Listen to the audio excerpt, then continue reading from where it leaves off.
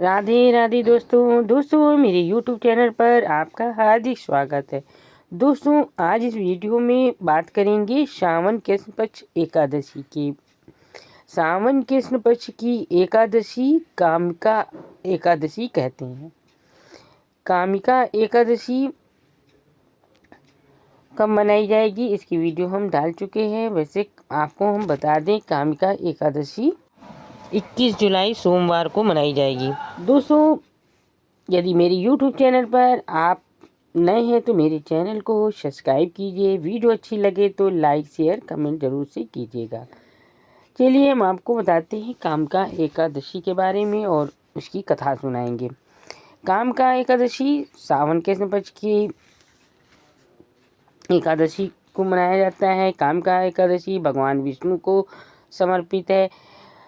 इसमें भगवान विष्णु के जो भी रूप हैं, कृष्ण जी हैं, लड्डू गोपाल हैं, आप उनकी पूजा अर्चना करें। एक दिन पहले से ये व्रत चालू हो जाता है और ये द्वादशी को समाप्त होता है। तो एकादशी के एक दिन पहले आपको प्याज, लहसुन और मसूर की दाल, मांस, मछली, मदिरा वगैरह का सेवन नहीं करना। ये सब चीज़ें निषेध होती हैं और चावल का भी निषेध होता है। तो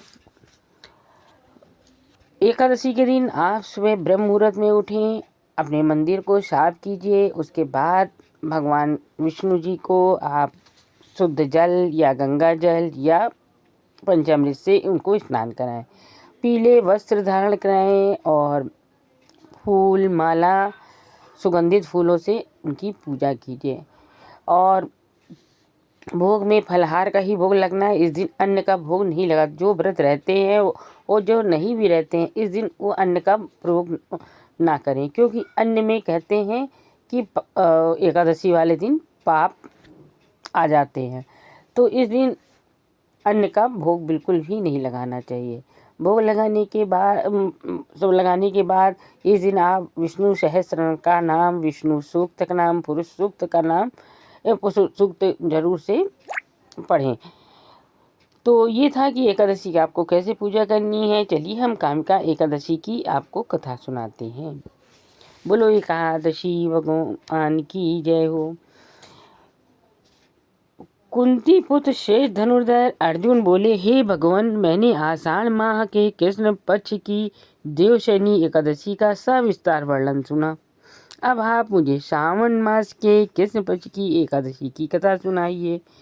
उस एकादशी का नाम क्या है तथा इसकी विधि क्या है, इसमें कौन से देवता की पूजा की जाती है, इसका व्रत करने से मनुष्य को क्या फल मिलता है। नारद के वचनों को सुनकर भीष्म पितामह बोले, हे नारद जी, आपने अत्यंत सुंदर प्रस्ताव किया है। आप ध्यान लगाकर सुनिए। सावन मास के कृष्ण पक्ष की एकादशी का नाम कामिका है। इस एकादशी की कथा सुनने मात्र से ही वाजपेय यज्ञ का फल मिलता है।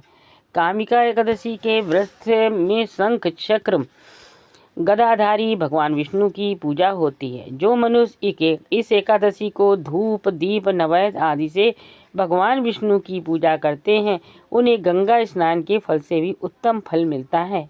सूर्य या चंद्र ग्रहण में केदार, कुरुक्षेत्र में स्नान करने से जो पुण्य मिलता है, वह पुण्य कामिका एकादशी को विष्णु भगवान की भक्ति पूर्वक पूजा करने से मिल जाता है। श्रावण मास में श्री विष्णु भगवान की पूजा करने का फल समुद्र तथा वन सहित पृथ्वी दान करने के फल से भी अधिक होता है। व्यतिपात में गंडकी नदी में स्नान करने से जो फल मिलता है, वह फल भगवान की पूजा करने से मिलता है। संसार में भगवान की पूजा का फल सबसे अधिक है। अतः भक्तिपूर्वक भगवान की पूजा न बन सके तो श्रावण मास के कृष्ण पक्ष की कामिका एकादशी का व्रत अवश्य करना चाहिए। आभूषणों से युक्त बछड़ा सहित गौदान करने से जो फल मिलता है, वह फल कामिका एकादशी के व्रत से मिल जाता है।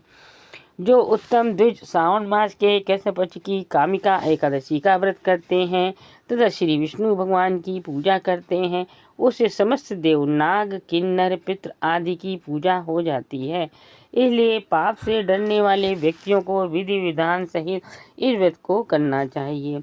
संसार सागर तथा पापों से फंसे हुए मनुष्य इनसे छूटने के लिए कामिका एकादशी का व्रत करना चाहिए। कामिका एकादशी के व्रत से समस्त पाप नष्ट हो जाते हैं। संसार में इससे अधिक पापों का नष्ट करने वाला कोई और उपाय नहीं है। हे नारद जी, स्वयं भगवान ने अपने मुख से कहा है कि मनुष्य को अध्यात्म विद्या से जो फल मिलता है उससे अधिक फल कामिका एकादशी का व्रत करने से मिल जाता है। इस व्रत को करने से मनुष्य को न यमराज के दर्शन होते हैं और न ही नरक के दुख भोगने पड़ते हैं। वह स्वर्ग का अधिकारी बन जाता है। जो लोग इस दिन तुलसी दल से भक्तिपूर्वक श्री विष्णु भगवान की पूजा करते हैं, वे इस संसार सागर में रहते हुए भी इस प्रकार अलग रहते हैं जिस प्रकार कमल पुष्प जल में रहता हुआ भी जल से अलग रहता है। आप लोग इस समय सोच रहे होंगे तुलसी दल क्या, तुलसी पत्र नहीं, आपको तुलसी दल चढ़ाना है। मतलब कि जो आप उसमें मंजरी तुलसी में लग जाती हैं, जो बीज लग जाते हैं उनको तुलसी की मंजरी बोलते हैं। उसके सहित ही आपको तुलसी तोड़ना है, उसको कहते हैं तुलसी। यदि आप खाली तुलसी की पत्तियां चढ़ा रहे हैं तो उनको खाली आपको तुलसी पत्तियां ही बोलेंगे, उसको तुलसी दल नहीं बोलते। भगवान विष्णु हैं तो तुलसी दल से बहुत प्रसन्न हो जाते हैं। इसलिए आपको एकादशी हो या कोई भी पर्व हो विष्णु भगवान का, तो उसमें तुलसी दल जरूर से चढ़ाएं। भगवान को तुलसी दल से पूजा करने का फल 1 भार स्वर्ण और 4 भार चांदी के दान के फल के बराबर है। श्री विष्णु भगवान रत्न, मोती, मणि आदि आभूषणों की अपेक्षा तुलसी दल से अधिक प्रसन्न होते हैं। जो मनुष्य भगवान की तुलसी दल से पूजा करते हैं उनके समस्त पाप नष्ट हो जाते हैं। हे नारद जी, मैं भगवान की अत्यंत प्रिय श्री तुलसी जी को नमस्कार करता हूँ। तुलसी जी के दर्शन मात्र से मनुष्य के समस्त पाप नष्ट हो जाते हैं और शरीर के स्पर्श मात्र से मनुष्य पवित्र हो जाता है। तुलसी जी को जल से स्नान कराने से मनुष्य को समस्त यम यातनाएं नष्ट हो जाती हैं। जो मनुष्य तुलसी जी की भक्ति पूर्वक भगवान के चरण कमलों में अर्पित करता है उसे मुक्ति मिलती है। जो मनुष्य इस कामिका एकादशी को रात्रि का जागरण करते हैं और दीप दान करते हैं उनके पुण्यों को लिखने में चित्रगुप्त भी असमर्थ है। जो मनुष्य एकादशी के दिन भगवान के सामने दीप जलाते हैं उनके पितर स्वर्ग लोक में अमृत का पान करते हैं। जो मनुष्य भगवान के सामने घी या तिल के तेल का दीपक जलाते हैं उनको सूर्य लोक में भी सहस्त्रों दीपकों का प्रकाश मिलता है। प्रत्येक मनुष्य को कामिका एकादशी का व्रत अवश्य करना चाहिए। इस व्रत के करने से ब्रह्म हत्या आदि के समस्त पाप नष्ट हो जाते हैं और इस लोक में सुख भोग कर अंत में वे विष्णु लोक को जाते हैं।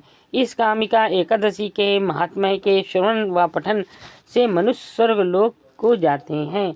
भगवान विष्णु सर्वोपरि हैं। वे अपने भक्तों को निश्चल भक्ति से सहज ही प्रसन्न हो जाते हैं। तुलसी जी भगवान विष्णु की प्रिया हैं। भगवान हीरे मोती सोना चांदी से इतने प्रसन्न नहीं होते हैं जितनी प्रसन्नता उन्हें तुलसी दल अर्पण करने पर होती है। ये थी कामिका एकादशी व्रत कथा। दोस्तों, आपको वीडियो अच्छी लगे तो इसको ज़्यादा से ज़्यादा शेयर कीजिएगा। एक शेयर करने भी एक बहुत बड़ा पुण्य का काम होता है, उसको ज़रूर से शेयर कीजिएगा। चलिए अगली वीडियो मिलते हैं। राधे राधे।